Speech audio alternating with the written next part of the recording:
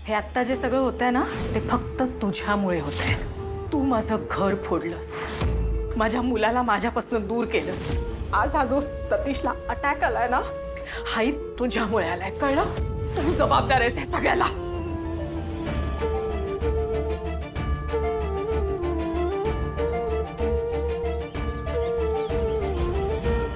ऋषी sir sorry. तुम्ही माझ्यासाठी जर नयनतारा मॅडम संग भांडलाच नसता तर कदाचित सतीश काकांवर आज ही वेळ आलीच नसती। माझ्यामुळे उगं फुकट सगळ्यांनाच त्रास व्हायला। माझ्या नशिबाची वाईट वेळ आहे ती सगळ्यांनाच भोगायला लागते आणि हे मला नाही आवडत आहे। कमळी, नको स्वतःला एवढं ब्लेम करू। तुझी काही चूक नाही आहे।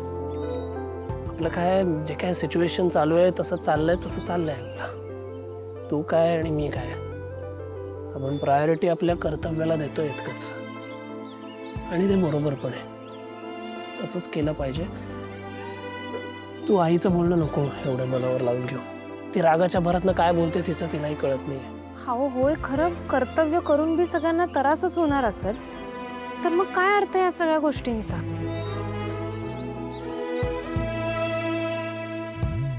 काय झालं? काही नाही। कुठल्या मातीची बनलीस तू ते बघतोय। कसं म्हणजे प्रत्येक वेळेला समोरच्याचा विचार आधी करतेस तू।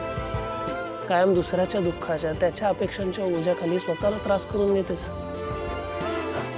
त्यामुळे या सगळ्यामुळे तू खचतेस पण मागे हटत नाहीस। That is the best quality जी मला सगळ्यात आवडते तुझ्यात। आणि म्हणूनच तू जेव्हा उदास असतेस ना तेव्हा मला वाईट वाटतं, पण तुझी काळजी तितकी नाही वाटत। कारण मला माहिती आहे की काही झालं तरी तू बाउन्स बॅक करणार, त्याला तोंड देणार आणि त्यावर मात करणार। मी बी माणूसच आहे सर। कुठल्या ना कुठल्या गोष्टीचं वाईट मला वाटतंयच की, टेन्शन येतंयच की। ते बरोबर आहे, पण डोंट वरी, सगळ्या गोष्टी होतील ठीक हळूहळू।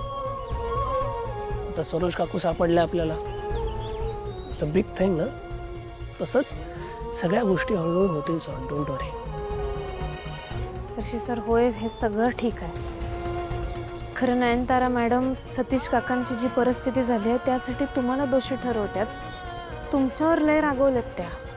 माहिती आहे मला, आणि तिचा राग घालवण्यासाठी मी काही नाही करू शकत। मला नाही माहिती तिचा राग कधी जाईल, कधी ती शांत डोक्याने विचार करेल, आणि मी नाही त्यासाठी वाट बघू शकत।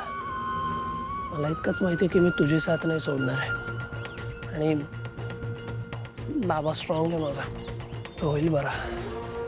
आत्ता ह्या सिच्युएशनमध्ये तुझ्या आईला ह्या सगळ्यातनं बाहेर काढणं जास्त इम्पॉर्टंट आहे।